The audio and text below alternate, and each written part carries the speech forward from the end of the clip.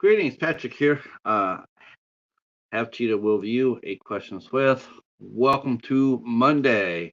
Yes, sir. We are here live and ready to rock and roll.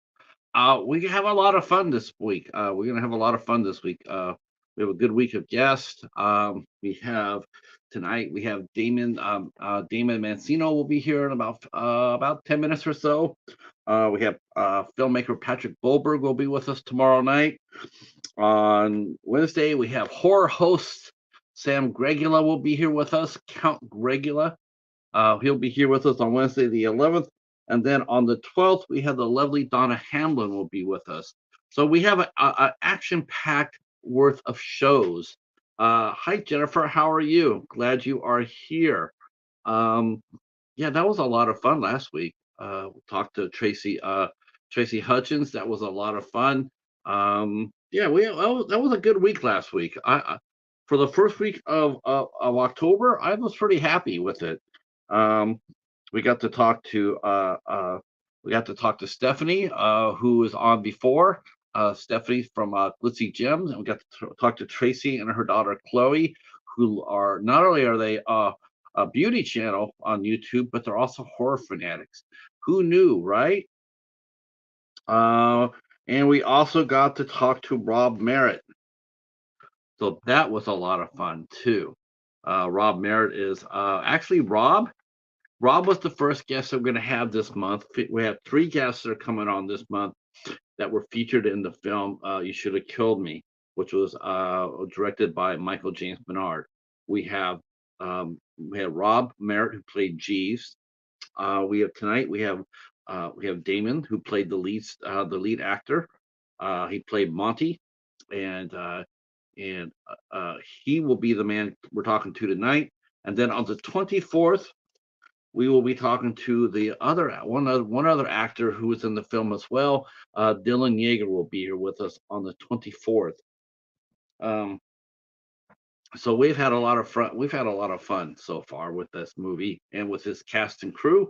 Hi, Katie. How are you? How are you? Glad you're here. Glad you're here. Uh, so yeah, I'm pretty happy with this. This is gonna be a lot of fun. Next week we're gonna be really, really busy. We're definitely gonna be really busy now. Next week we have presidential candidate Larry Avizito will be here with us, along with Ross Yerger. He'll be here with us, sitting in with us. We have Amy Lynn Woodall will be here with us next week, and we have a double header. Next Thursday, we on the 19th, we will be interviewing the Bat, aka Al Lucard. We'll have the Bat. It will be the Cat and the Bat reunite. Along with we'll be talking with JoJo Monkey. She'll be here with us on the 19th as well. She will be in our regular time slot at 8 o'clock Eastern time. The interview with Al will be at 3 p.m. Eastern time. So yeah, because of Al's schedule, he has to do a lot of his YouTube stuff during the day. So we will be happy to get the bat whenever we can. I know it's a rare daylight sighting for a bat, but yeah, but it should be a lot of fun. So tonight, Demian Mancino will be here, and like I said, he started in the movie You Should Have Killed Me. He plays the hero or the anti-hero. He plays a guy who's trying to get out of the rackets.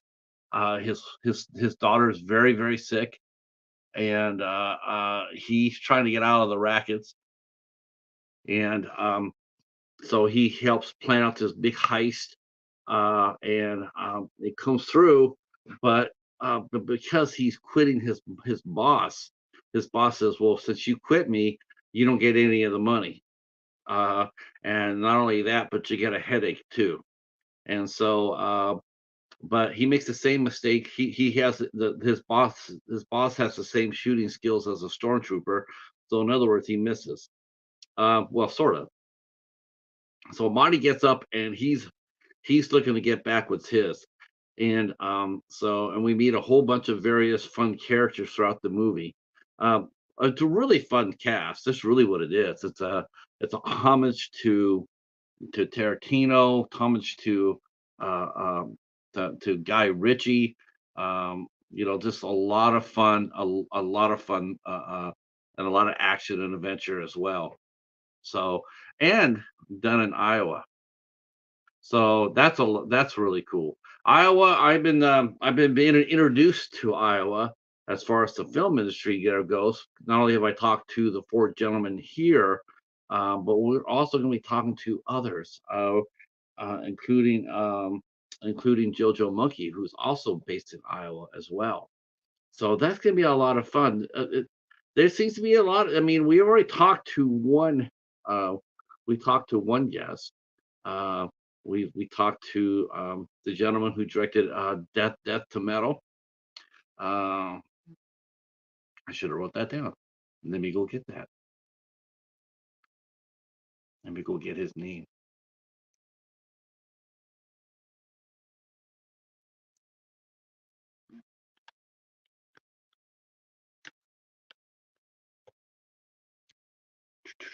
All right. So the first person we ever talked to, that's right.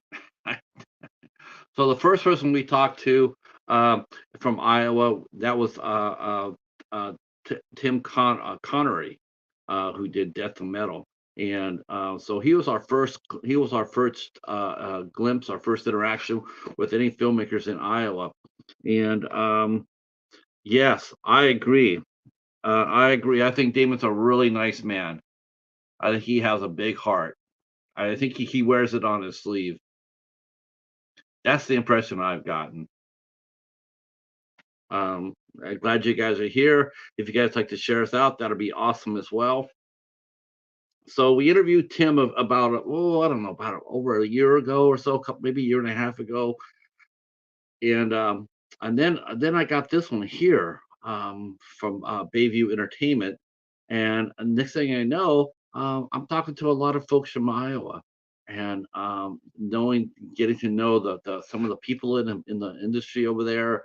They're making a lot of great content. A lot of great movies are coming out of there. They have incentives for filmmakers, which is makes it easier for them to make movies and to recoup their investment. So Iowa seems to be happening. Now I know that up to this point, the only movie I really remember being in Iowa was Field of Dreams. That's the only movie I remembered.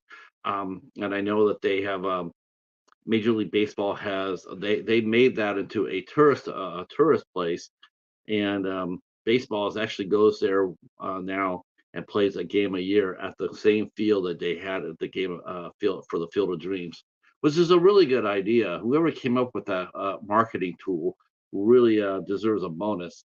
Um, they pick two teams and they pair them up and they play. The first two seasons, the first two times they did that, um, it did so well that they had to postpone this year's game so they could build out the park, so they could actually make the park, like bigger, so it handle more people, more parking. Uh, and of course now we've seen other films that are coming out. There's horror films coming out. There's historical dramas that are coming out of Iowa. Um, there's a lot of talent there. So it's gonna be fun. Definitely gonna be fun talking to Damon.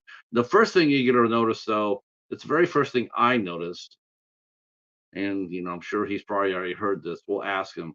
Well, when I saw him on You Should Have Killed Me, the first thing I thought it was he looks like David Morse. Um, David Morse is a terrific actor, terrific actor. Well, in fact, he's one of my favorites. Uh, he starred in a series called Saint Elsewhere. He's done a ton of movies. If you see David Morris, you've seen him in so many different movies. He was in The Rock. Um, Gosh, there's so many. I'm just trying to think of all the ones. In fact, there's so many of them that I know that he did a movie. He did a couple of TV series. Um, but he has that same look. He has that same look as David Morris, and that's not necessarily a bad thing to me. To me, I think that rocks. Let's see. That's right. He was in the Green Mile, the Hurt Locker, World War Z. Let's see. The Blind Spot, The Deuce, Escape at Denamora. Thank you for your service, which also starred, I believe, the lovely Haley Bennett, Detective, The Boy, which I think I have that. I think I have The Boy.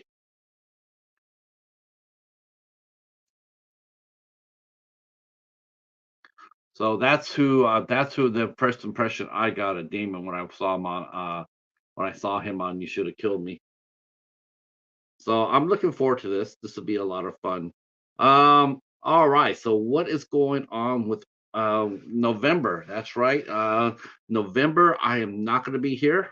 Uh, our last show for October will be October 26th with Jeff Clark Jr. He'll be our last guest, and then I will not be back until December 5th. We will be welcoming back Spooky Kisses. We rescheduled her way past because right now we had scheduled her for last month, but it's in the middle of their filming season right now.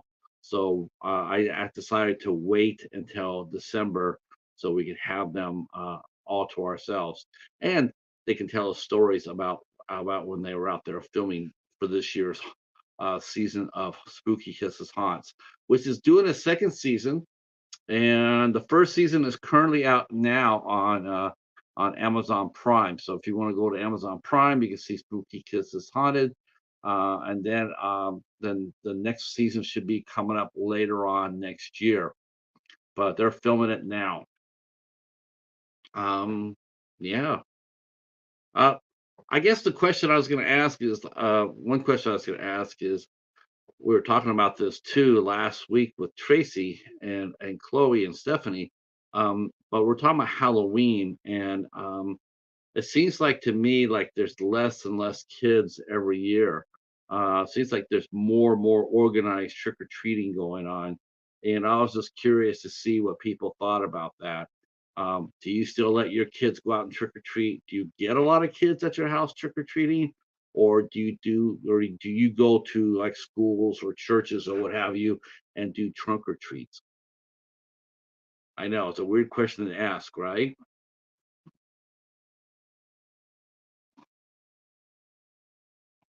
Let's see.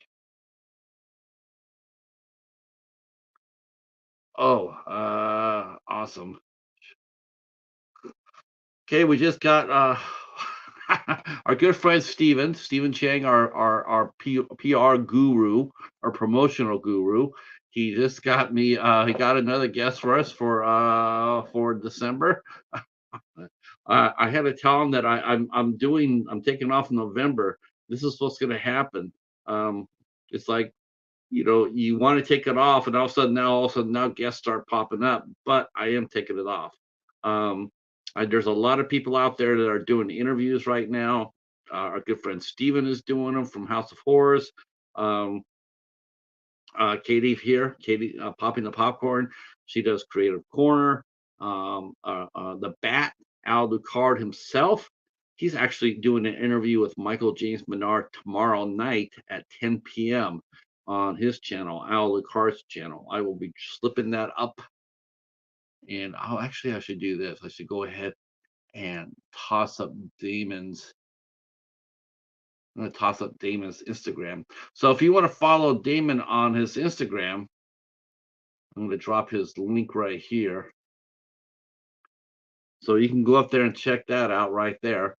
Um, not only has Damon, not only he act, but he also has fought in MMA fights. So we're going to be talking to him about that because I've never talked to an MMA fighter, not an active one or one who's done it before. So I will be asking fair questions about that. Um, yeah, I know that the doorbell just rang. He must have heard me talk about it. That's right. Um, so put your hands together, share us out, those who can. Thank you for showing up. Thank you for your support. And let's go talk to Demian Mancino. Here we go.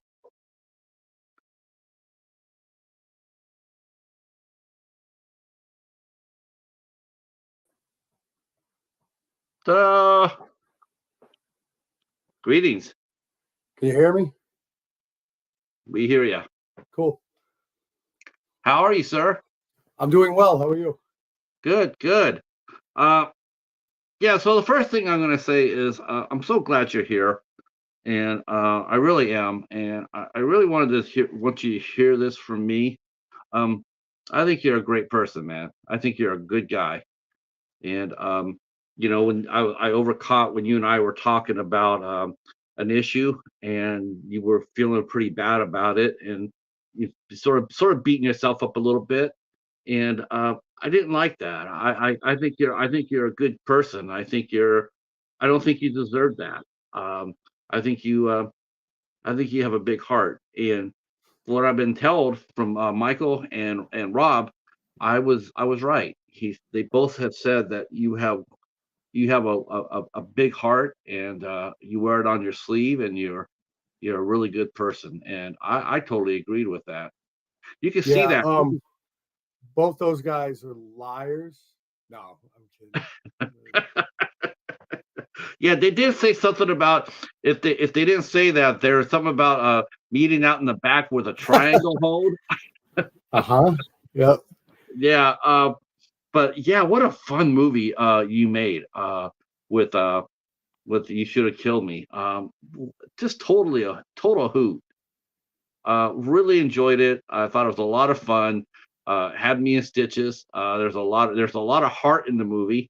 A lot of fun. Looks like you guys just it's almost like someone just turned on the camera and just forgot about it and let you guys just play. Yeah, it was fun. Yeah, I mean, making movies is fun. Yeah, nothing I'd rather do, really. Now, before you got into movies, now are you based in New Jersey or are you based in Iowa? Miner told you to say that, right? No, no, I thought that no, no, I think I caught no, he didn't say that at all. I think he said that's where you were based at. But I don't No, know. He didn't. I'm from New York, and Okay. all my idiot friends thinks it's funny to tell everybody that I'm from New Jersey because I am not a huge fan of New Jersey because of my grandfather growing up in New York.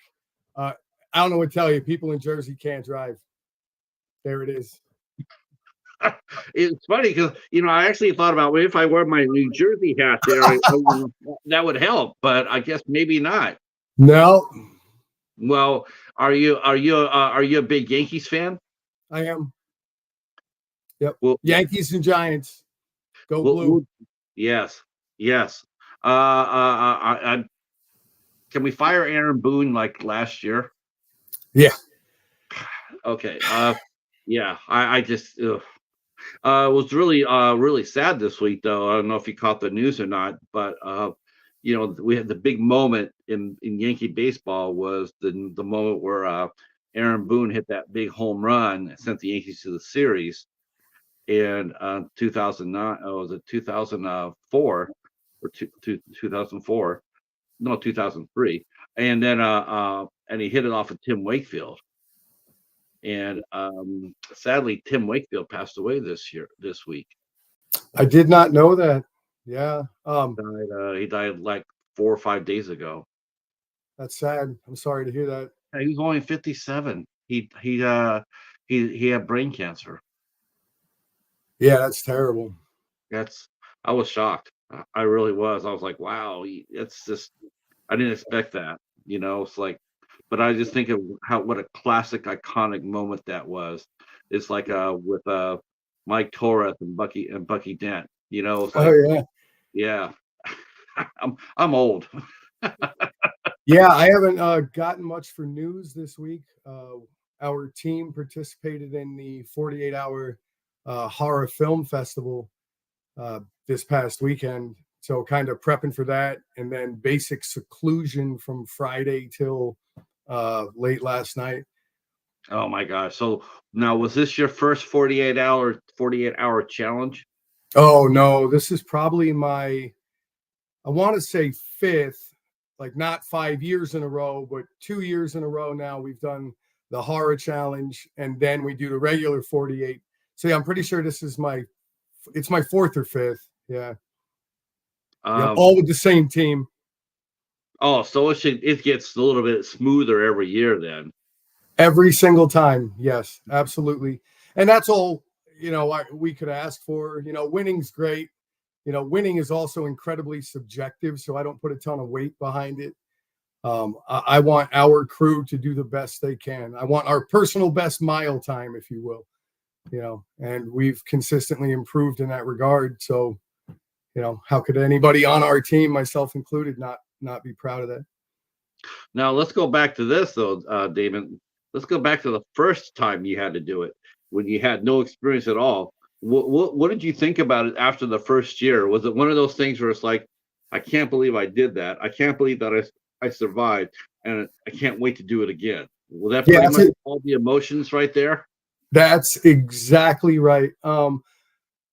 I was fortunate enough, though, to be on a team that had quite a bit of experience. So they prepped me for it leading up to it, and you can't really explain to somebody what a glorious disaster it actually is until they participate.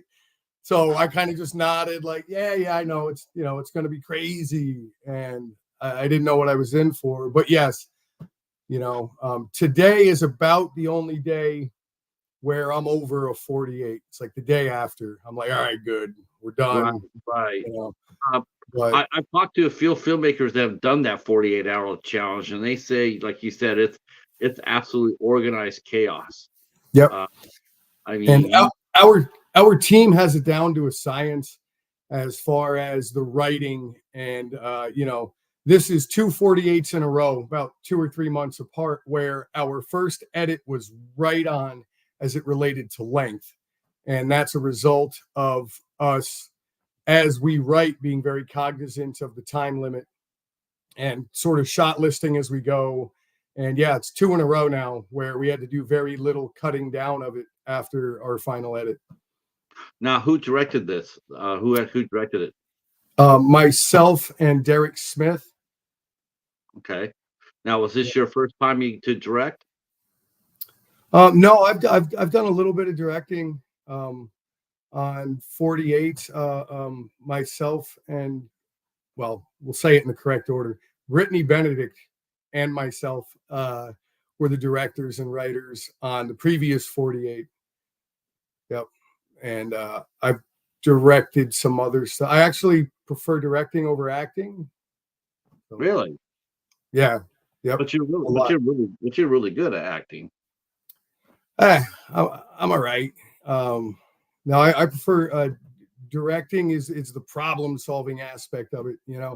To a certain degree, when you're acting, you're reading lines that somebody else wrote. You have to do it in a certain way. Acting is incredibly difficult. I'd almost say it's one of the hardest things in film.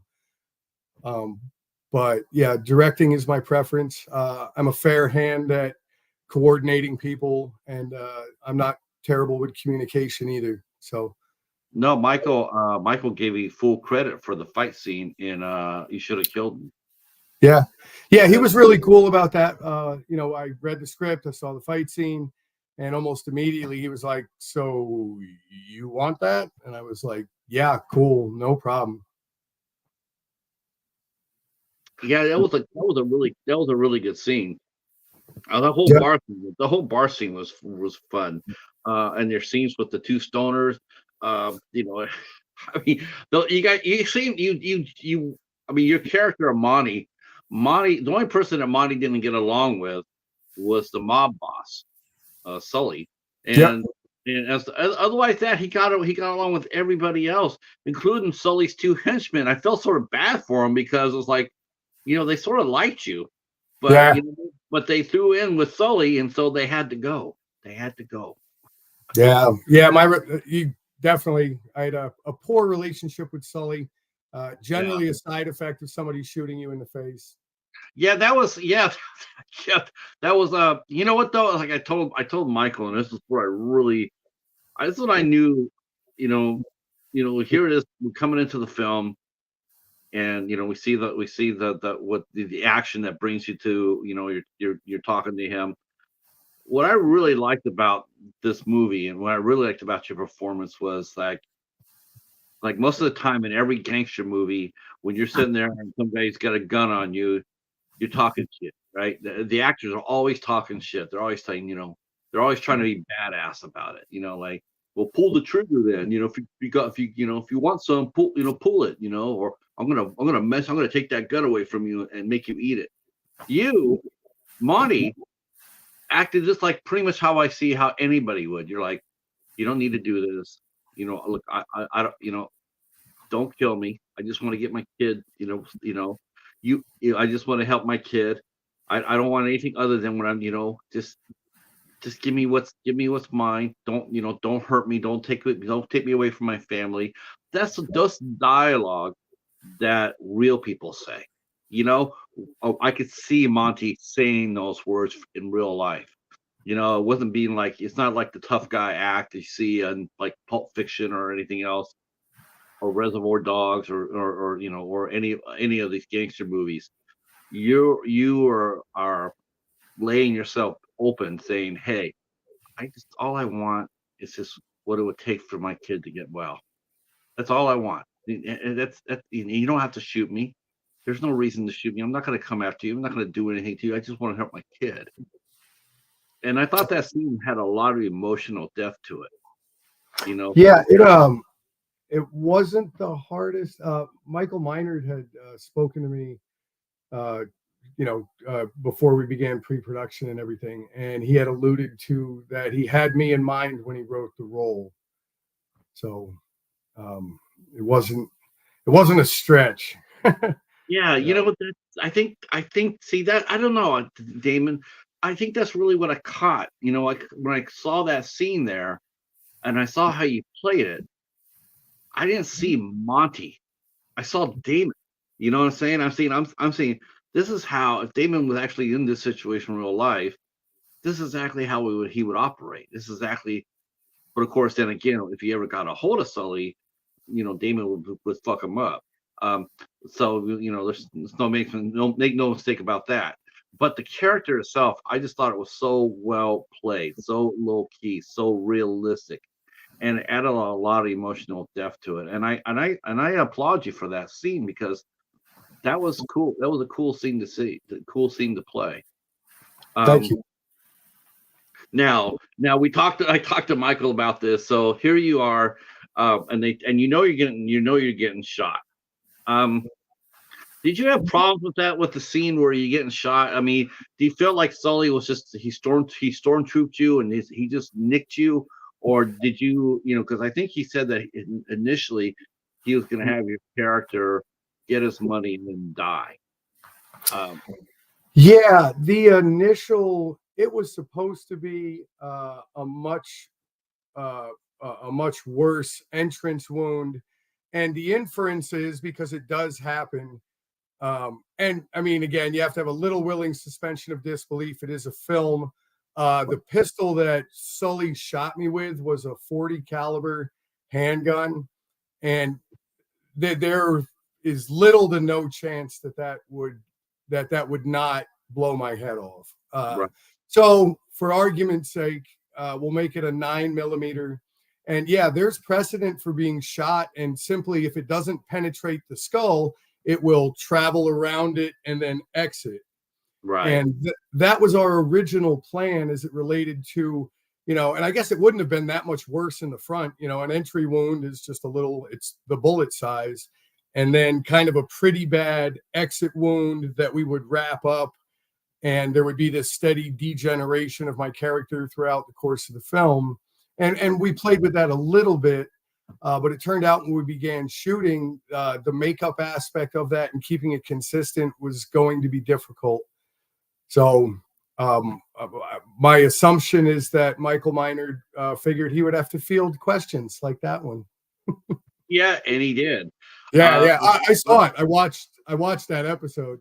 our friend Katie says that she thought that your character had a lot of complexity, and it really did. I mean, you don't see that kind of you don't really see that kind of complexity in a gangster movie, and mostly, especially in an action comedy type of, you don't really like to see that too much.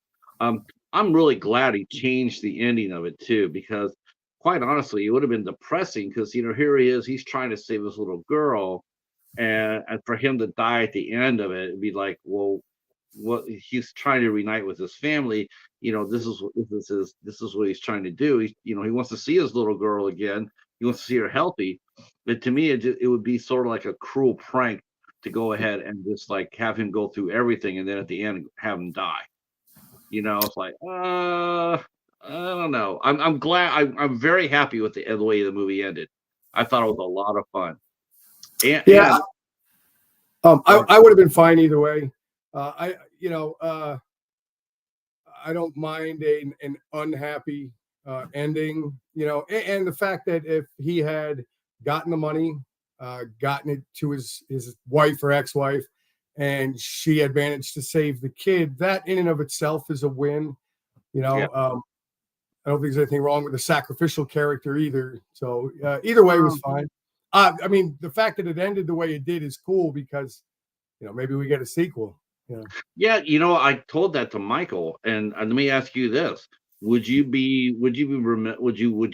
come back and play Monty again if there was a sequel to this film? Yeah, absolutely. It's um so because of the way that I look, the way that I talk, I generally get a certain type of character, and they're generally fun characters. I don't get a whole lot of emails or phone calls where they're like, listen, we got this guidance counselor. Can we just have to have you play? You know what I mean? There's not a whole lot of that. And I have played a variety. I do have a little bit of range. I played a priest in a short film by Derek Smith. I've played, a dad. The Christmas movie we made last year, I was shaved. I had my hair done real nice. We covered all my tattoos. I played more of a more subdued character, but I like playing gangsters. Like that's fun.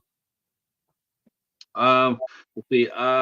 Katie misses her favorite part was when you went inside the stoner house and threatened the stoners. Oh hell yeah, that was hilarious. Yeah, it was a fun scene to shoot. Um, it's one of the most beautifully lit scenes that I've seen. All the lighting in that scene is absolutely manufactured. Wow. All of it.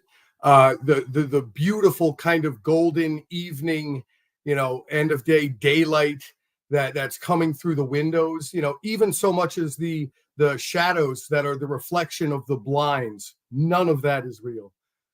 All of it was manufactured. The whole movie really is beautiful. It's beautifully shot. It is a beautiful Incredibly lit by Ty, and I don't know their last name. I feel terrible for that. But yeah, director of photography is Michael Huntington. That's all I got to say. Like, of course, it's going to be beautiful. It was, yeah, it's a beautiful film. It's smartly done, smartly acted. My favorite line was when the stoners were sitting there when they popped off and they were going like, everybody loves Raymond. That would have me in tears. I was laughing my ass off so hard with it. I'm like, whoever wrote that needs a raise. Whoever improvised that, because that was funny as hell. Michael Miner just came on. Yeah, Ty Belfi. Oh, okay. Hi, Michael. How are you? And so should we tell Michael? Michael needs to know that she said that she'd be willing to come up for a sequel, because I already hit him up with that. I said you got to get the two stoner guys together along with Jeeves and send them out on a mission for Rob. I mean for Raymond. I said, you got to send them out for Raymond. Maybe it's like a 30-minute short film or whatnot, but you got to send them out there. You got to bring them back. And the thing too, Damon, is like, it's a very rare thing to see on independent level movies. It's a very rare thing where you see a sequel potential that would actually make sense, because most independents, they always shoehorn that shit on.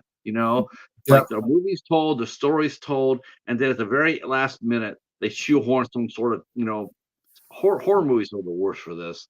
But then they shoe on a sequel, and it's like no one's gonna be asking for a sequel. No one. No, this is tailor made for one. It is. Yeah, Raymond lets me go, but I'm beholding to him now.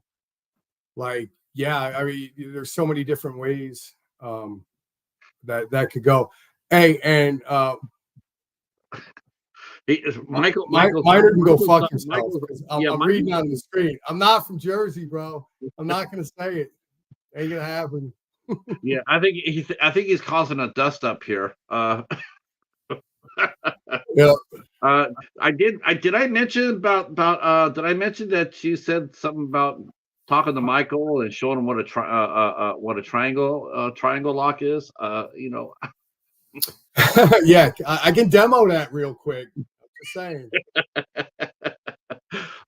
So when did you now I understand that, like, we've been talking a little bit of MMA here, but you did do MMA. You were an MMA fighter. So did that come before your acting, or was that something, or was acting was something that came out of your MMA? What came first?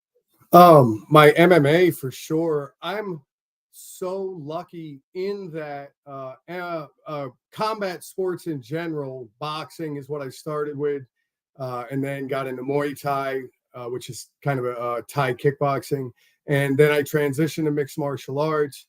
So between all of that, I had almost a 20-year career, and then when I retired, I was kind of depressed. I almost 5 to 7 days a week I would be training for fighting. It was my absolute passion. I lived and breathed it. And almost to the day, to the week, maybe the month, as I retired from fighting, I found film. So that is the new thing that I spend an inordinate amount of time and energy on. It's my focus and it is my passion now. How did you get into MMA? I mean, you said 20-year career, so were you ahead of the? I mean, that was about the same time that UFC started to become popular, or was it about the same time, or a little bit afterwards? It was about this 2008 or so. The Ultimate Fighter reality show, the very first one, that was the big catalyst for the casual acceptance and fandom of mixed martial arts. And I began fighting slightly before that. I had boxed for years. One of the guys I boxed with transitioned to MMA, and he would, periodically be like, "Man, you got to come try this mixed martial art thing." I had never wrestled, so I had no interest in it whatsoever. And he finally wore me down, and I went to a mixed martial arts practice with Team Hard Drive, based out of Cedar Rapids. At that point, run by Dave Scherzer, and kind of in coordination with Keone Koch and his brother Eric. And now Team Hard Drive is run completely out of Hard Drive Performance Center by Keone Koch. And yeah, I took a fight on like 3 months of ground training, having never wrestled in my life, against a Division III national champ wrestler. It went poorly. When the fight was over, I caught him backstage. I said, "Hey man, are your elbows okay?" Because you spent 3 rounds dropping them on my face, Now, is that legal or illegal? No, in mixed martial arts, it was legal at that. Okay. It was legal. I mean, it's legal now for professionals. This was my first amateur fight. But to your point, it was kind of before, the regulations were where they're at now. And interestingly enough, the guy that did that, Cole Williams, fought in Bellator later on. And one of my last fights, he trained me for it and was in my corner for it. So that's the community that mixed martial arts has, where you can fight a guy, he can make it so that your mom wouldn't recognize your face. And, 8 years later, he's in the corner, pouring water in your mouth. Like, what was your background? I mean, what got you into fighting? Was just the release of it? Or was it just I know Michael's gonna have some comments here. What was the attraction of fighting for you? So I'll say what it was, and then let me explain it. Because I was terrible at it. Yeah, when I started boxing in the off season from rugby that I was playing at the time, and my rugby coach, him and I were pretty good friends. He was like, "Hey, in the off season, let's take up boxing to stay in shape." And he lasted 2 weeks, and I never quit. I've always been a pretty good athlete. I've always excelled, fairly immediately at the sport that I was playing. And it was not that way with boxing. I was terrible for a very long time. And man, you don't leave the court on a missed shot. I just couldn't stomach that. So I stuck with it until I got, I'm going to say good, but yeah, I'm all right. And yeah. And then it again became a passion. Yeah. I like competition. I like fighting. I like fighting in a setting where it's controlled. There are rules. I'm not going to go to jail. I'm not going to get killed, and neither is the other guy. You know what I mean? Like I grew up fighting with my friends, and that was cool. We knew when to stop. We knew how far it could go. And when we were done, you went and had a beer, fine. The world ain't like that anymore. So it was nice to be able to find that release and that physicality in a setting that was controlled.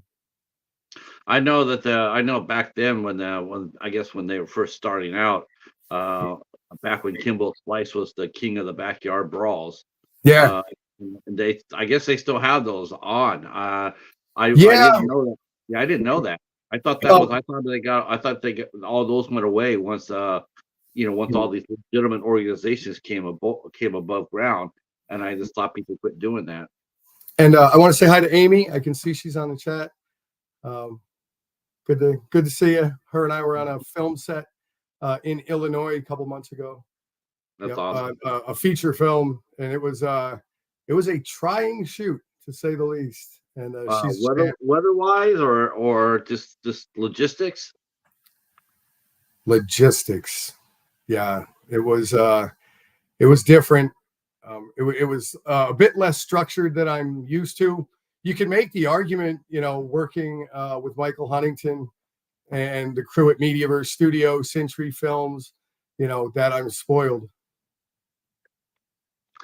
Our friend Cassie's here. Hi, Amy. I want to say hi, Amy, for sure. And Century Films. Menard, I'm your number one fan. Can I be a part of one of your movies? I have a feeling that's the cinematographer. That's just my guess. Let's see. Michael says yes when we do the next feature, but only if Brittany comes too. Look at that. While we're talking, look at that. They're smoozing.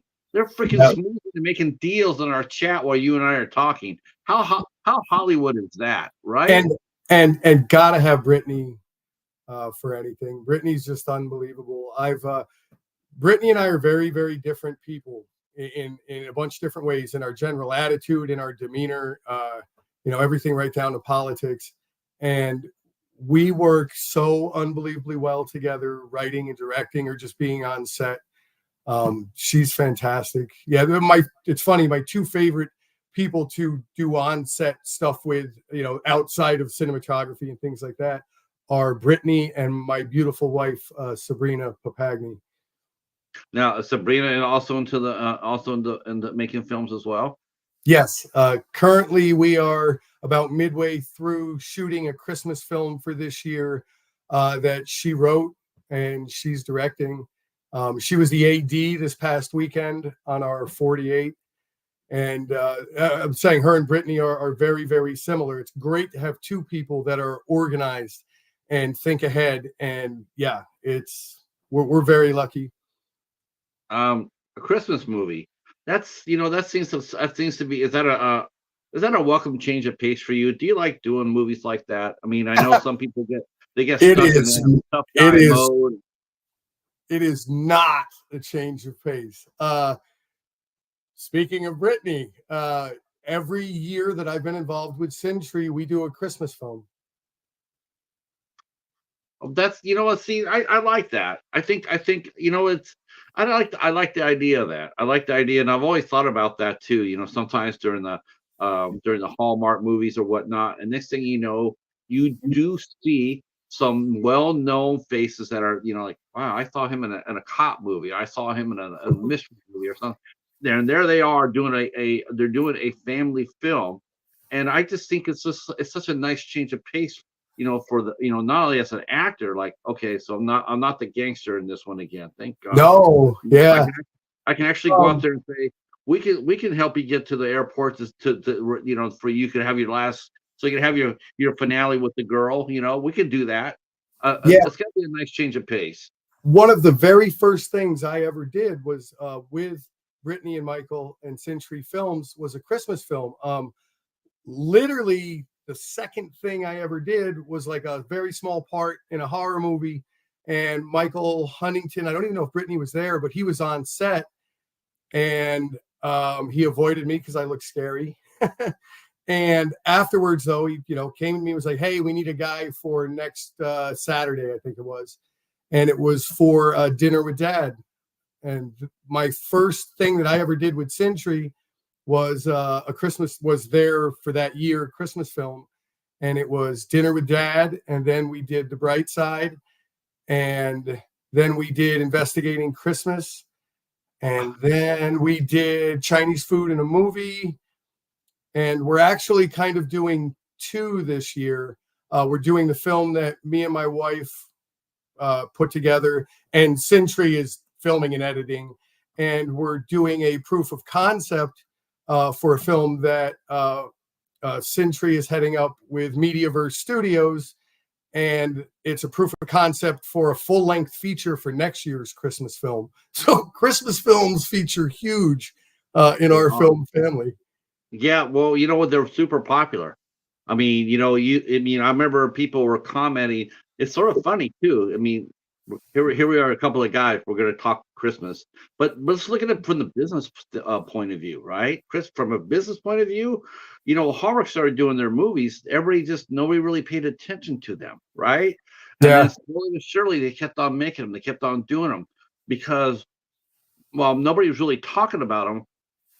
People were watching them and watching them and watching them and more and more.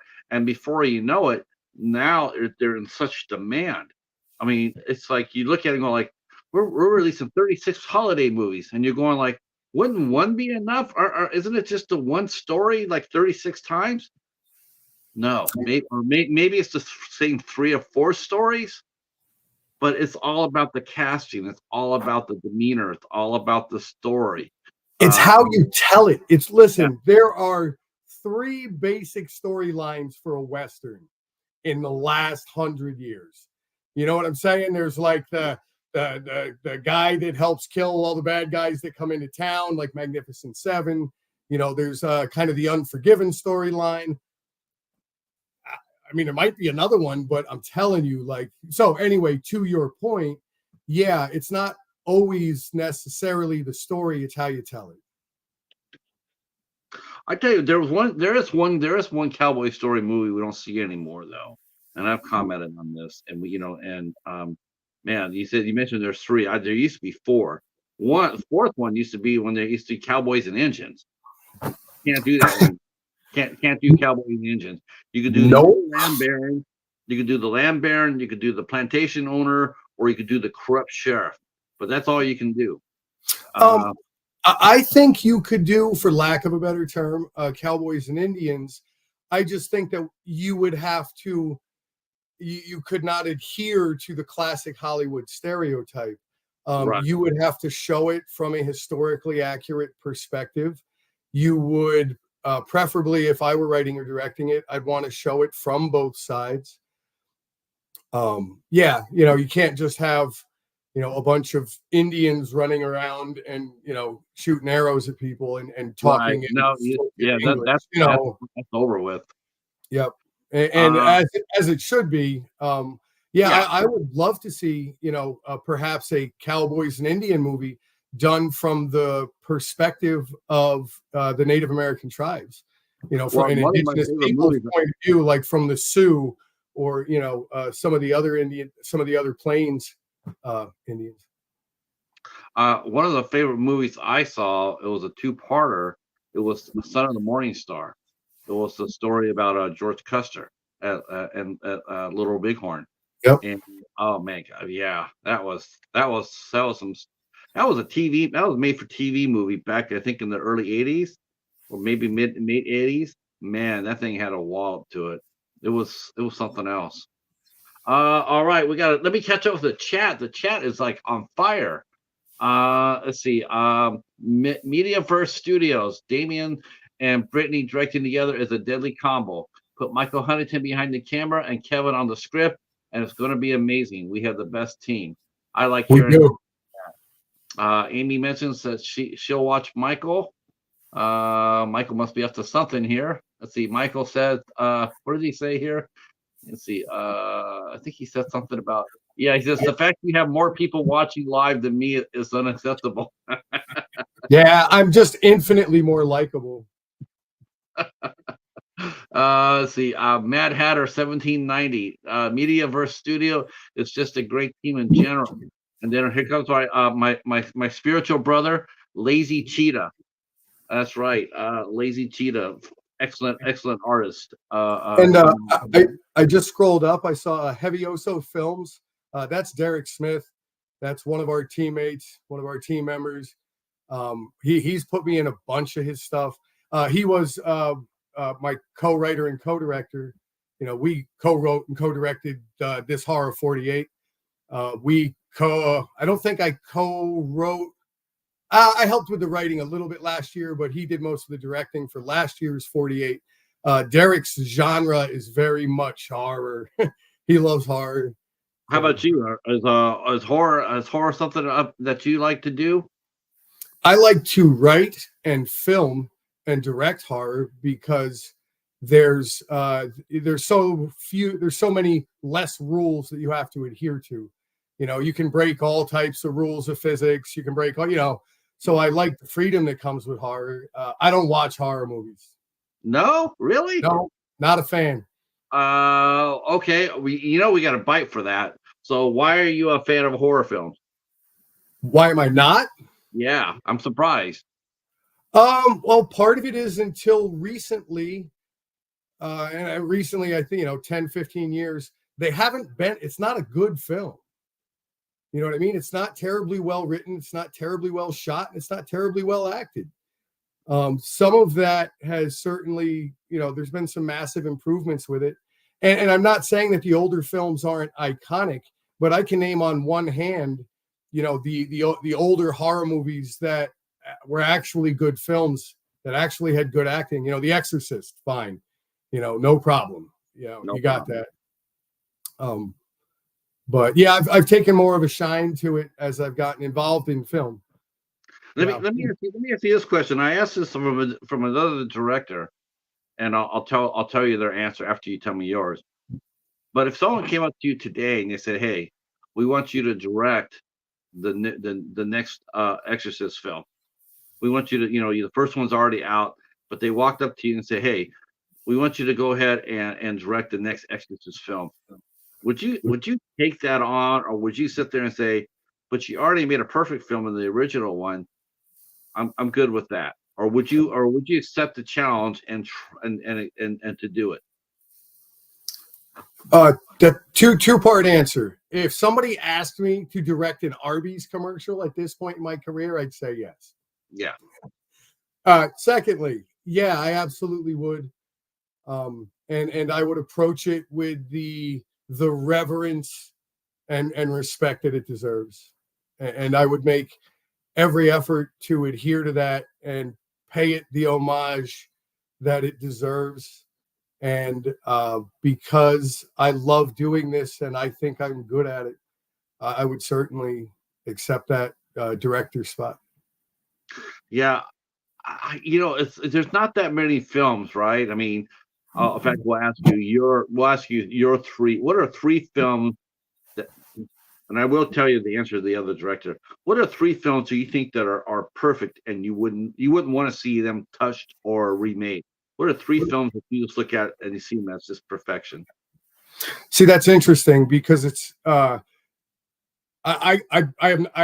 answer that. I've got three films easily that should never be touched. Okay. However, if you offered me to direct any of them, I would. Mm, Um, I guess the sad part is that several of these films have already been remade. Like the problem is I have a hard time thinking of anything that shouldn't be remade, because if it's worth being remade, it probably has been already. okay. I don't think they should have remade Point Break. No. 1991, Point Break, Patrick Swayze and Keanu Reeves, Gary Busey. It was perfect, absolutely perfect. Um, and they remade it, and it was absolute trash. It was Yeah. hot garbage. Funny thing, it wasn't a terrible movie. They just should have called it something else. Okay, so they should never remake. I just had it. They should never remake The Lost Boys. Okay. For sure. You're never going to capture the problem with remaking movies from the 80s or 90s is they are frozen in perpetuity in that time period. So to update that kills half the vibe of the movie. I guess you could remake it in the exact same vein. What's the point of that? Right. Like if you went ahead and redid the Lost Boys instead of bringing them up to the modern story, to the modern world, you went back there, to what, 78, 79, and or 89 or 88, and you just remade it in that same time period. You're right. It wouldn't really be worth the while. Oh my God. And Lazy Cheetah. I'm so sorry. You're so right. Alien. Alien. You couldn't redo that. Yep. No, No no. way. It's one of my favorite. Funny. So I'm on a alien message thing on Facebook, and I posted. I said, "Alien and Aliens are the only two good movies in the series." Changed my mind. And there's like 500 hits on there, and half the people agree with me, half people are losing their mind. But no, Alien's a good one. And then I would say Die Hard should never be remade. It's the quintessence. It's the best Christmas movie ever made. I don't even know how you can argue with that. So yeah, that should never be touched.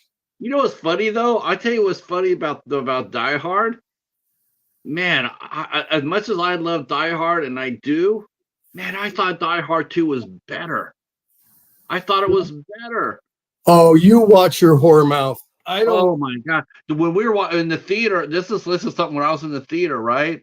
And we're seeing John Amos roll up with all his squad, right? And we're thinking they're there to back up McClane Yeah. and everything else. And all of a sudden, then you see him turn.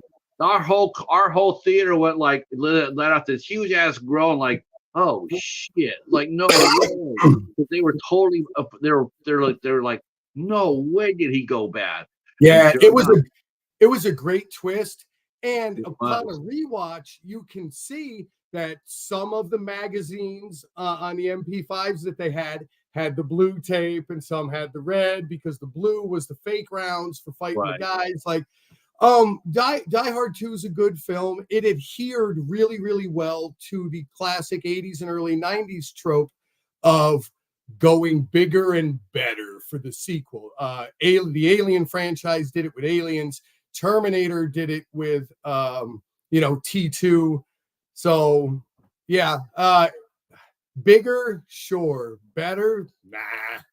See, that's what it makes you appreciate a homegrown effort. Like You Should Have Killed Me, because you told your story and made it captivating and it moved, and it had had a power of its own.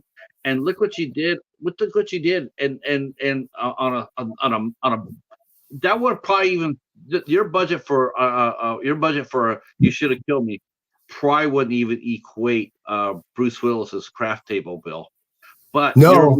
your movie was awesome. It had action, it had heart, it had drama, it had Jeeves. It was that's a great example of more isn't always better. Sometimes less is better. A Yeah, lot less and is better. and not my movie, our movie. Yep. Well, of course, Michael knows what I'm saying. Yep, I know. I just, yep. Me, I don't ever want people to forget, and I harp on this oh constantly. gosh, no. There's too That many characters. There's so many memorable characters. See, that's another thing too. that's the beautiful thing about the film too. There's so many characters. There's so many there's so many great characters in that film. You couldn't just, I'm interviewing three. I'm interviewing three of you guys. I've already done Rob. I've got Dylan coming up.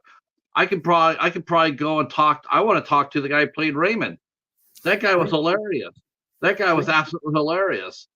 Yeah, Uh, he's amazing. he is. And so I mean, every here is just like, yeah, I want to talk to the whole cast as well. So let's go back to you now. Now, how old were you? I mean, without being specific, but how long did it take for you to like when you're fighting? Who came up to you first and got you thinking about becoming an actor? I mean, because you've been fighting for all these years. It's what you love. It's what you do. Who's the person that came up to you and said, "Hey, Damon, you know, have you thought about giving acting a try?" Who was the Oh, person?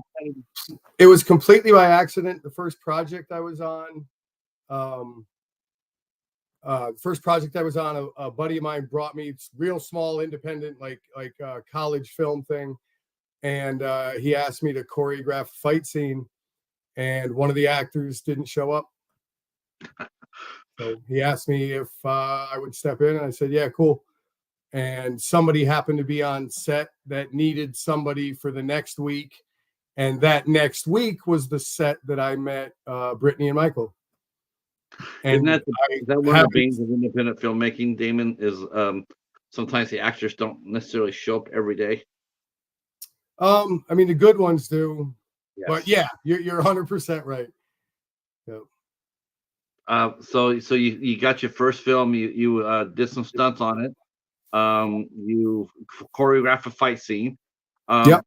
and you never had done that anything. You never had done anything like that before, right? No, Wow. no. The third thing that I ever did, Brittany and Michael wrote me as the lead for.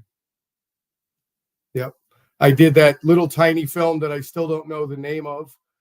I did Beatrice with Brittany and Michael. I did Dinner with Dad. Okay, so the fourth thing that I was ever in. Yeah, Brittany and Michael wrote me in as the lead. I didn't get into film till I was quite old. Excuse me, but I've been an absolute cinephile my entire life.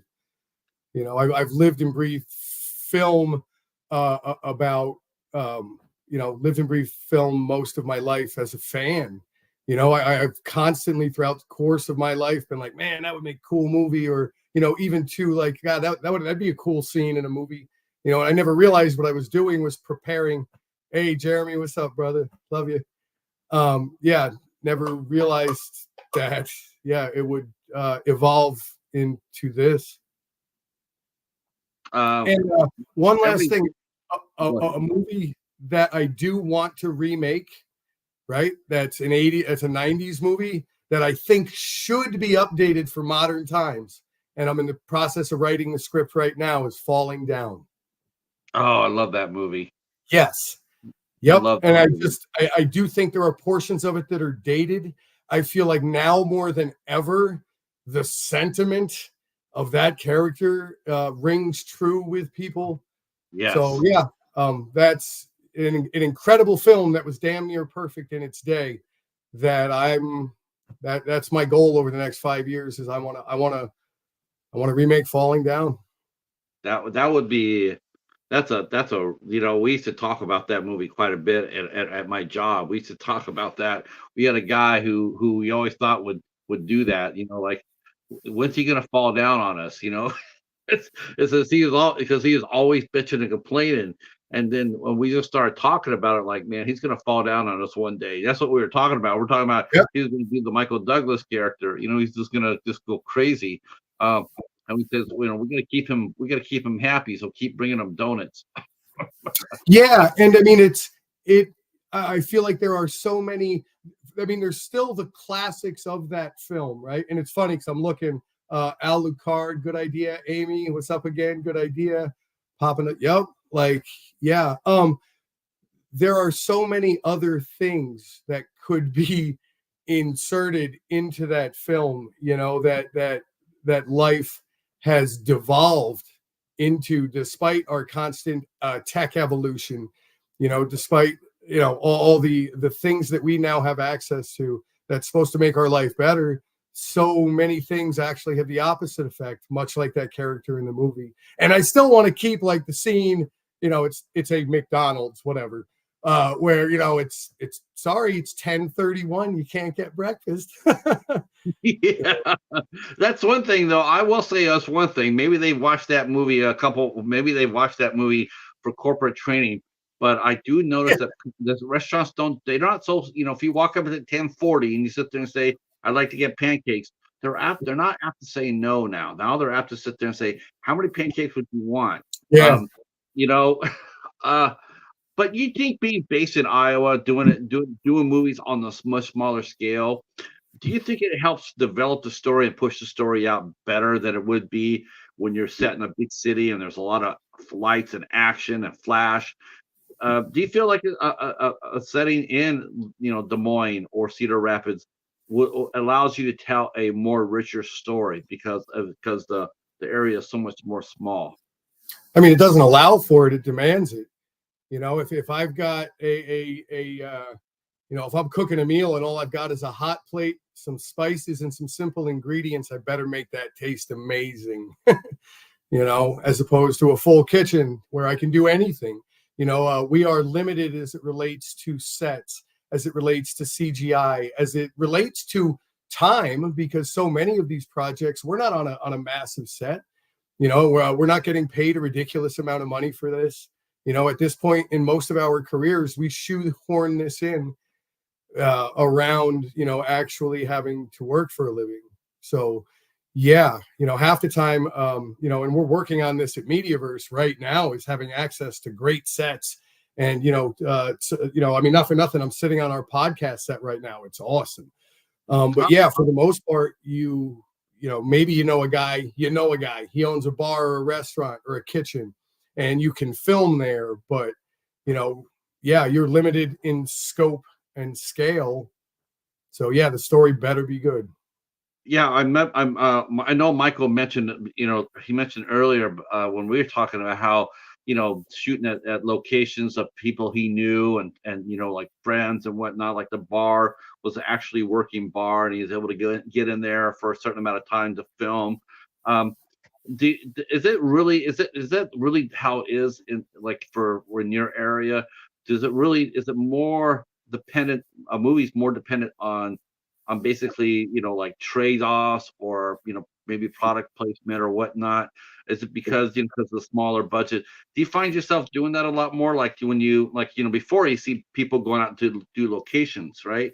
Let's go over there and do some locations scouting. But you don't have that luxury. You need a certain house, you need a certain look, and you have to find yourself negotiating to use a house because you just can't go out there and just like, yeah, we want to go ahead and buy your house for 2 months and we'll put it right back to where it was when we got here. But we don't have that budget, and so but you sit there and say, well, here's what we can do for you. If we could borrow your house for 3 weeks, Yeah. we'll put you in the movie somehow. So much of what we do is barter. I work at a pizza place, Need Pizza in Cedar Rapids. So I'm from New York, right? I'm a pizza snob. I'll be the first to say it. Need Pizza makes some of the best. It's New Haven, but it's New York style pizza. It's great. But yeah, they let us film a scene in the kitchen while during work hours for our upcoming Christmas film. And Michael is going to help them put together kind of a commercial that they can use on social media. So there's that barter. Pretty much anybody in the Sin Tree crew, if they need something done, Michael and Brittany are, and the whole Sin Tree crew, the whole Mediaverse crew are helping us with our Christmas film for nothing. And guess what? When they need me or Sabrina to act in something or be in something or help with something, we're going to 100% do it. And a lot of that is because we're legitimately friends and legitimately care about each other. But, it's not pure altruism. One hand washes the other, and that's how it is. Yeah. Oftentimes we'll write a script the way we want to shoot it. and then we'll find out what we can actually do, what's available, who's available, when they're available, and we will twist the script to adhere to, what we can actually accomplish. That's so cool that you're able to do that. And you're right. I mean, it's not always so easy. You do have to. I mean, it's. I think it's. I think. I just think. I think filmmakers become much better filmmakers when they're not necessarily given everything on a platter. Absolutely. That's the whole point of it's one of the reasons why I love the 48, right? Like, no film is easy to shoot. Let's just make that clear. But, when you have a script and you have a couple months and you have table reads and you have pre-production and you have a shot list and you have call sheets, like, it's one of the reasons why Mediaverse is like, we put out a good product, because we do all that. So if you want to strengthen your filmmaking capability, eliminate all the organization, eliminate having a script ahead of time. I'm telling you, it's the best part about the 48. It's baptism by fire when it comes to making a film, and it helps us sharpen our skills in a way that really nothing else could. Let me catch up real quick with a chat. It is flying tonight, so let me catch up. See. They're all talking about the film. Please follow Demian on Instagram. Please do. Check out Bayview Entertainment if you want to buy. You Should Have Killed Me. You can buy that on Bayview Entertainment. Let's see. We also have Casey's here. Hi, Casey. How are you? Al Lecart is pushing the Blu-ray. That's awesome. Hi, Betty. How are you? I'm glad you're here. Patrick is pushing the interview with Michael James Menard on Al Lecart's channel tomorrow night at 10 p.m. How you like that? Got to do that for my boy, the Bat. It all is about teamwork. Now, how many other film groups are there in your town? I mean, it can't be that. It can't. Your towns are small, but are there other studios that are doing their own thing? Do you guys ever cross paths with each other, or collaborate, or change up ideas? Does that ever happen, or you just pretty much a self-contained unit? No, I mean, for the 48-hour film festival a couple months ago, there were 52 teams, and these are teams that are limited to Iowa. It's the Iowa 48. So yeah, there's a lot of teams. I've worked with several of them. 75% of everything that I've done has been with my current crew. Century, Hevioso, Mediaverse, but yeah, I'm always I'll work. It's funny. I actually responded to a post on Facebook today about talking to a guy about a part. He's doing a proof of concept, and it sounded like a very interesting character. He's looking for an overweight Hispanic gentleman, and this is how he said it. He said he's looking for somebody with movie star good looks, and both characters are gay. And there's really no other information, but that sounds like something interesting. So I hit him back with, not sure I got movie star good looks, but I'd be willing, I'd be interested in looking at the script and maybe auditioning. Sounds like it's going to be a 2 or 3 day shoot, but yeah, I will periodically reach out people, Yeah. I love the fact that you would reach out on a project like that, because a story is a story, right? It really doesn't matter about the sexuality of it, right? A story will tell itself. Yeah, it really doesn't matter. I grew up in the West Village in New York City. It's like the gay capital of America. I never even realized people cared about any of that until I left New York, in the very late 90s. I never realized that people cared, what race dated whom or any of that stuff until kind of late in life, like my early 20s. And to this day, it doesn't matter to me. Like, do no harm.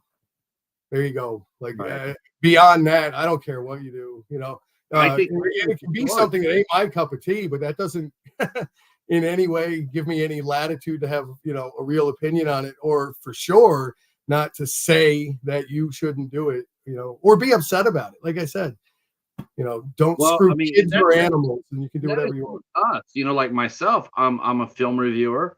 I review films, and I'll be honest with you. I up to this point, I had really never ever reviewed a gay film, with a gay cast or the gay, I never had done that before. It had never come across my way. And then I got sent a movie called The Latent Image from our good friend Ray Murray from Xenophobia. And I'm going like, okay, I trust Ray 100%. That guy delivers nothing but quality, nothing. I watched it. It was good. It's a really good movie. I Yeah, mean, a good story is a good story. You know what I'm yeah. saying? Yeah.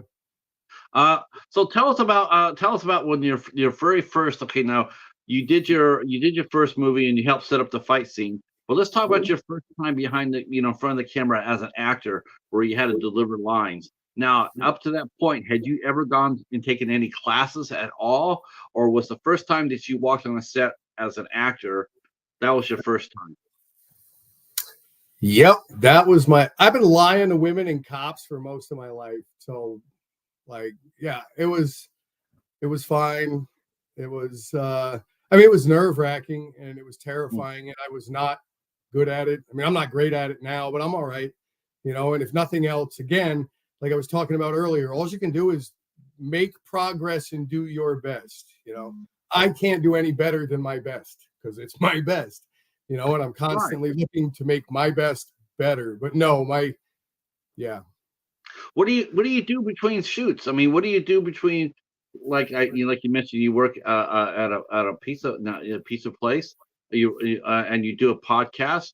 What do you do between those two to improve your craft? Do you do roundtables? Do you do reads? Do you do scenes? I mean, how do you improve your craft in your city? Um, I don't do a lot. Here's the thing: I'm not working, so I mean, literally since I began doing this, I haven't had more than a month off. You know what I mean? Not this weekend, the following. We're spending 2 days shooting 2 more days of our Christmas film. The week after that, I have a small scene until the music fades. And That looks like then a good movie. yeah, yep. That looks like a real good movie. I mean, it's got Rob Merritt in it and Michael shooting it. Like, Yeah. I mean, are you kidding? It's got to be great. Um, But yeah, I haven't had the need necessarily or the opportunity to, it's not like when I was fighting where I'd have 2 months between fights and all right, cool. So, between this fight and that fight, I'm going to work on my jab.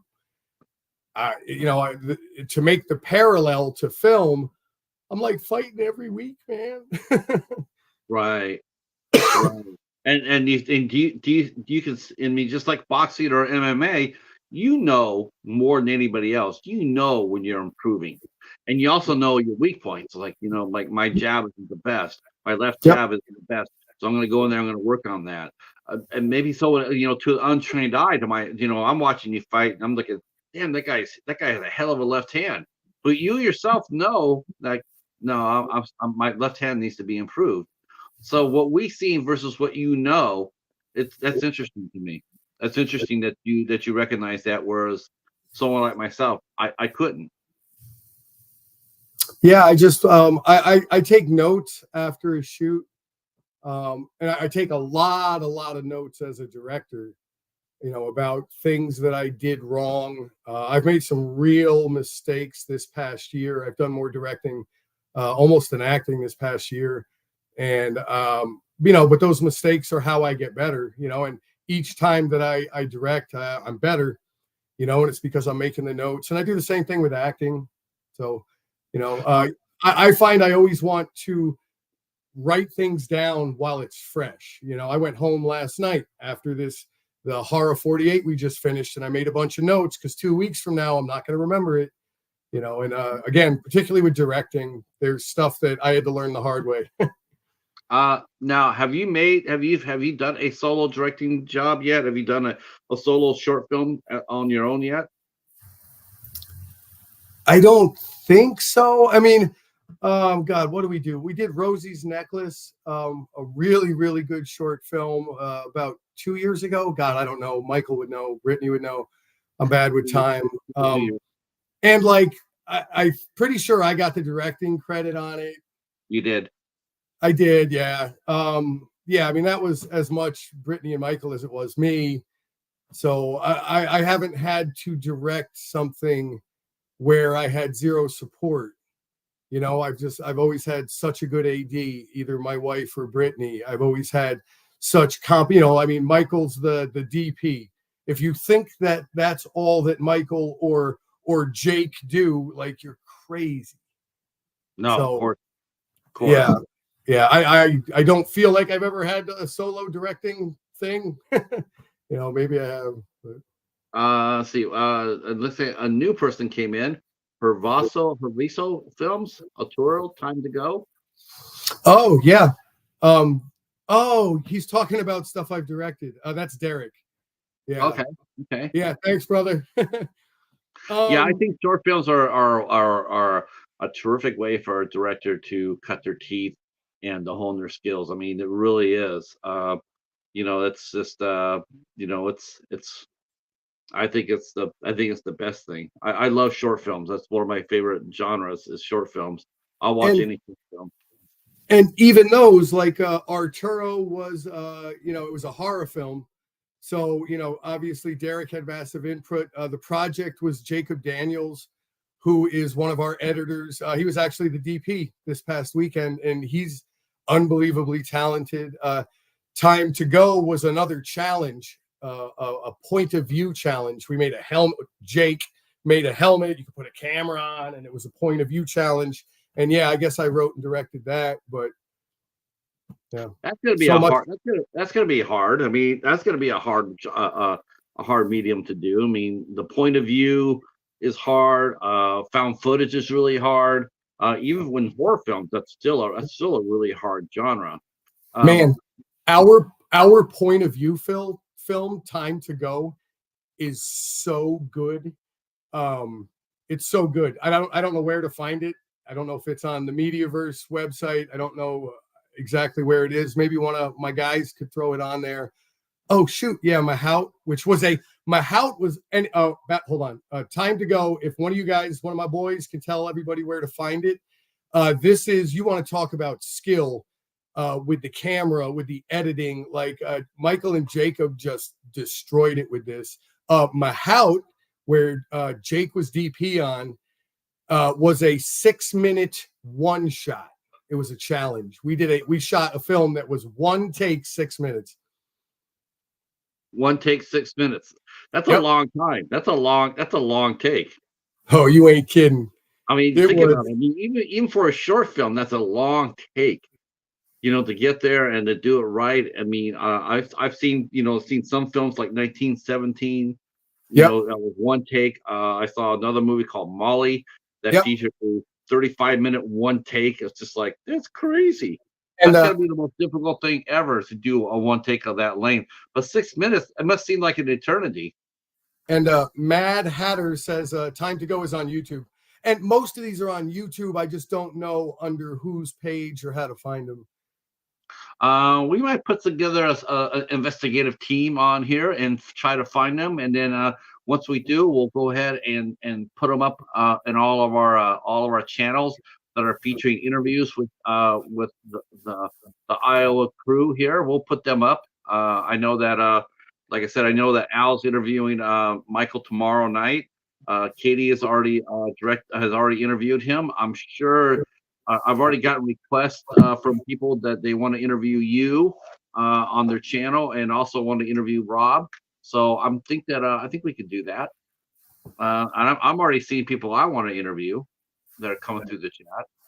I mean, I'm down with the Iowa scene. I mean, I love the fact that the states that you don't even think about it, like Ohio, you don't really think about how rich of a movie scene they have there, but they do.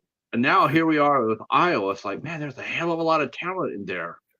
Yeah, I mean, there's every musician for New York and Los Angeles and Chicago, or Georgia.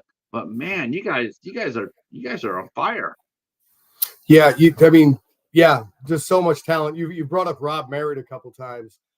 He was in the Horror 48 film that we just shot this weekend, and Wow. Okay. yep, I'm down. he acted in it. He got a writing credit ultimately for kind of, we put together the Derek, myself, and Kevin Shepard put together a pretty good script, sent it out to the actors and crew. Rob came back with, hey, what do you think of these adjustments? It's Rob Merritt. They were brilliant. So we went ahead and added them. And of course, his performance is Rob Merritt-esque, Yes. meaning that it's fantastic. You know. Yes, I agree. So what do you, you mentioned you're sitting in your podcast studio. So talk to us a little bit about your podcast.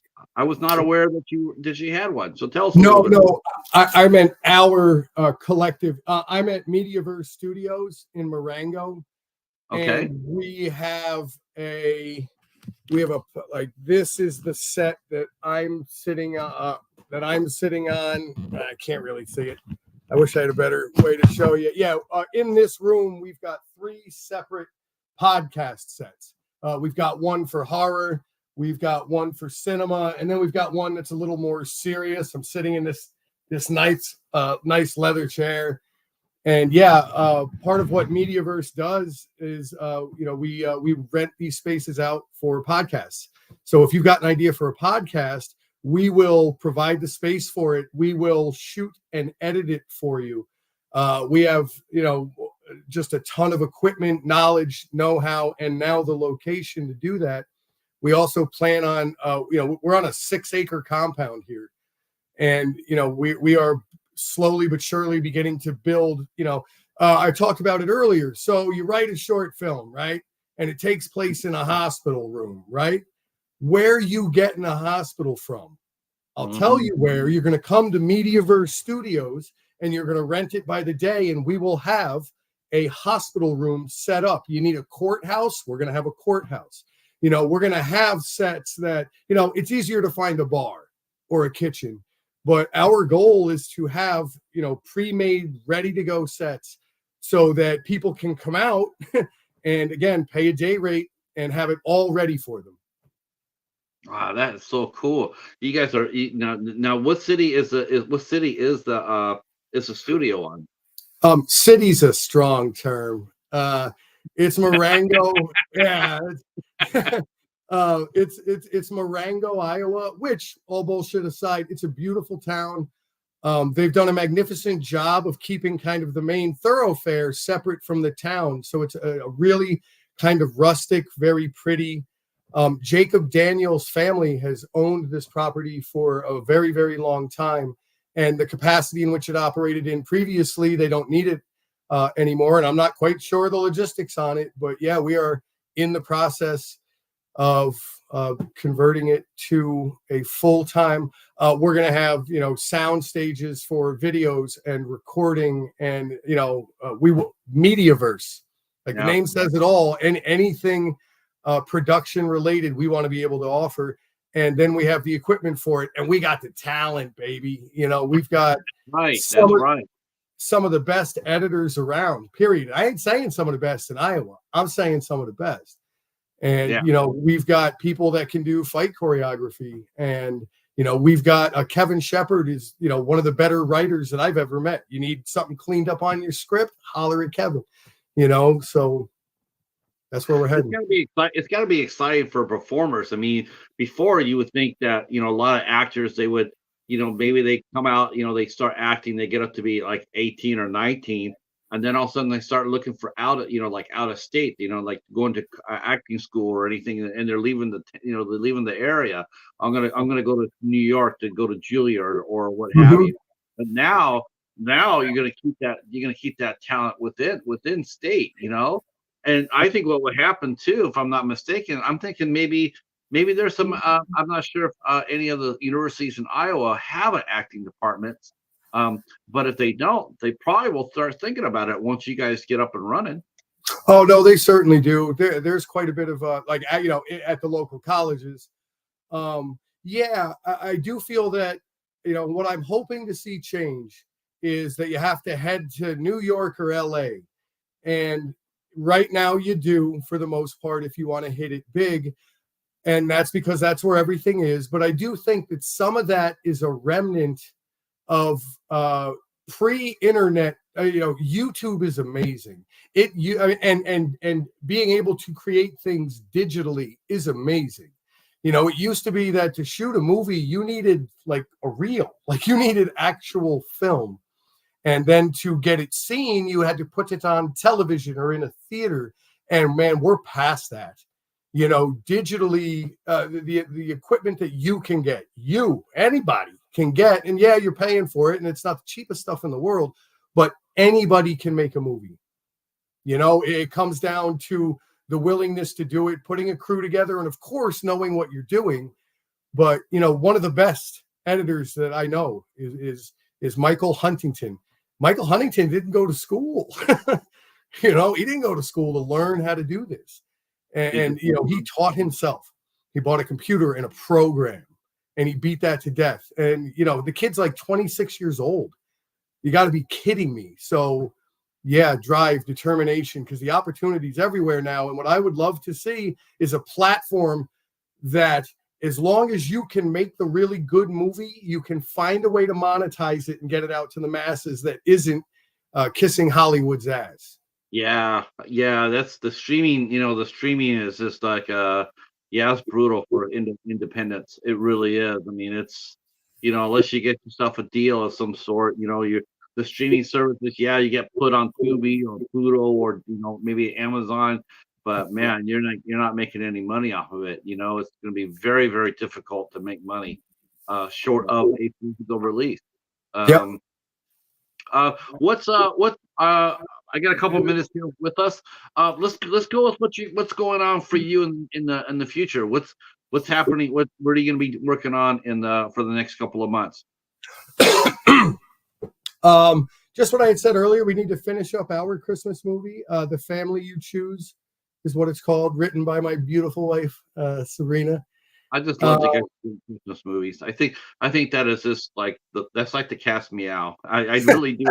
I because Katie popping the popcorn and we're Christmas nuts. We watch all the Hallmark movies.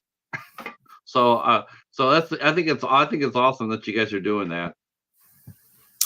Yeah, we got to finish that. I've got that one day of shooting for Till the Music Fades. We've got that proof of concept film that we're doing, that Mediaverse and Century are putting together, that I'm starring in.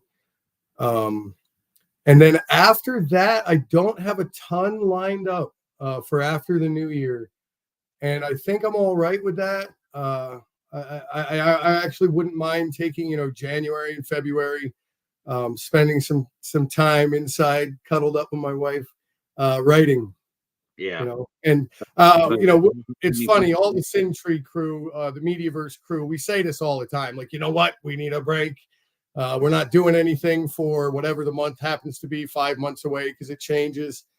I'm sure I'll be hip deep in something, soon. I'm trying to do the same thing, Damon. I'm trying to I'm going to be taking November off. And I got PR people at me. I got people sending me stuff. They're going like, so we hear you're taking some time off in November, not the month, but sometime. And I'm like, we have a guest for you. We have guests for you. I'm like, I gotta go. Yeah. I gotta go. There's a lot of other people out there that can handle the freight while I'm gone. Thank God we got people like my friend Katie from Popping the Popcorn, and we had the mighty bat Al Lucard, and our good friend Steven from the House of Horrors to come up here and do some interviews, because I want to. Yeah, I want to take a little bit of time off too. I totally get that, and to have a chance to do it with your wife, to sit there and with your wife and cuddle and write together, that's cool as hell. And you nailed it. Some people to help. None of this happens without everybody. You know what I mean? It requires all of us. I couldn't do even the entire team aside, I couldn't do what I do without Sabrina. We divide and conquer constantly. Right now I'm out here at the location. I'm doing this podcast with you. I'm also building one of the sets that we need for our Christmas film in 2 weeks. Sabrina is at home, cleaning up the house, getting everything put away from this disaster of a weekend. And she's decorating and getting everything ready for the 8th annual Papagni Halloween party this Friday the 13th. That's right, Friday the 13th. That's right. I forgot about that. This Friday is the 13th. Yep. Well, I'm sure you've seen Friday the 13th movies, though, haven't you? Mhm. Okay, that's good. Yeah, I've seen a lot of horror. I actually, since I got involved with Derek, because all he wants to do is horror movies, I've decided that I have to almost research. And it's funny, I don't like horror movies because all right, because they scare me. All right, I don't like being scared. Okay. Yeah. You know what? Though? We got one for you that's not going to scare you. I promise it won't scare you. I'm thinking about you because you're my friend, and you've been a great guest. I'm going to tell you one of my favorite horror movies that you really handle. It's called The Human Centipede. No. Nice try. Hey, what's another good one? 2 Girls, 1 Cup, right? Nah, I'm good. That sounds like something our friend the Ice Lord would recommend. Right. Yeah. There are a lot of good horror movies out there that are flying underneath the radar that nobody else knows about, and it's so fun to watch discover them. I watched one today called Frost. Man, that was heavy. That's a heavy movie. But yeah, I get it. Like there's a lot of people they don't really like they like horror movies, like they like slashers, but they can't handle the supernatural. It's like, yeah, I can handle somebody slashing all day long, but someone being possessed by the devil, yeah, I'm out. so I totally get it. Let's see. Now Katie's saying don't make you watch The Human Centipede. And yeah, so right above that is Chi-Town Girl, and she's right, man. Mediaverse Studios is more than a studio. It's more than the services we offer. We're truly a family, and that's true.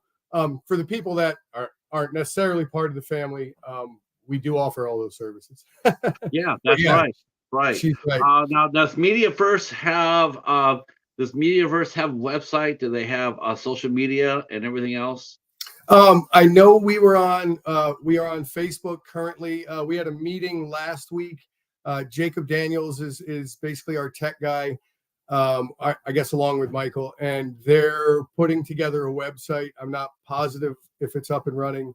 I am very not tech savvy, so I'm not sure, but hopefully, actually, not for nothing, the 24th of this month, Tuesday, we're having Mediaverse is having an open house. So, open house, 6:00, 1000 Hilton Street in Marengo, Iowa. You can find it on Facebook if you look up Mediaverse Studios. And yeah, we're going to give a tour of obviously our podcast area. And you're going to get, it's actually going to be interesting because what you'll get to see are kind of the bones of what we're starting with, and talk to us a little bit about where we're heading. Okay, we do have a YouTube channel for Mediaverse Studios. Great. Yep. So people can go over there and sub to it, like I just did right now. Thank you, Katie, for posting that. So they do have a channel. They do have a channel, so you can go over there and hang out with that and see what's coming up. I have all this Damon's social media down below. His IMDb page, his Instagram page. We can, we got the interview we did with Rob and Michael Menard, and when we have it with Dylan, we'll put that on there too, so you guys can all check that out. I can't thank you enough for coming out and hanging out, and we get that's the first sex spot that we've gotten in almost a year. First what? We had sex spot come in. We haven't had that in about a year. I have that effect on the robots. What can I say? Our friend Jennifer has just said that she just subbed to your channel and followed. That's awesome. Thank you so much. Damon, this has been an outstanding show. And I want to thank everybody who came out and so supported. I really do appreciate it. Tomorrow night at 10 p.m., after our show here tomorrow night with Peter Bolberg, we'll be talking to him. He's also a filmmaker from Iowa. He has done a documentary for PBS called the USS Iowa, Battleship 61, and he's done some other things as well. He will be here tomorrow. See, so we got Iowa on the mind, and he will be here with us tomorrow night at 8 o'clock. At 10 o'clock tomorrow, as soon as we're done here, we're all going to head on over to the Bats channel, Al Ducard, and he will be interviewing Michael James Menard at 10 o'clock tomorrow night Eastern. So please show up for that. And then on Wednesday, we have Count Gregula, and he will be here on Wednesday at 8 o'clock. And everybody's showing up all the links. I want to thank you guys all for coming out. This has been so much fun. Gosh, come out tomorrow. We'll get another Iowa filmmaker coming out tomorrow. So we'll come out here and support him as well. Thank you guys so much. Damon, stay right where you're at. Everybody else, thank you so much. I appreciate you guys coming out, and we will talk to you soon. Peace.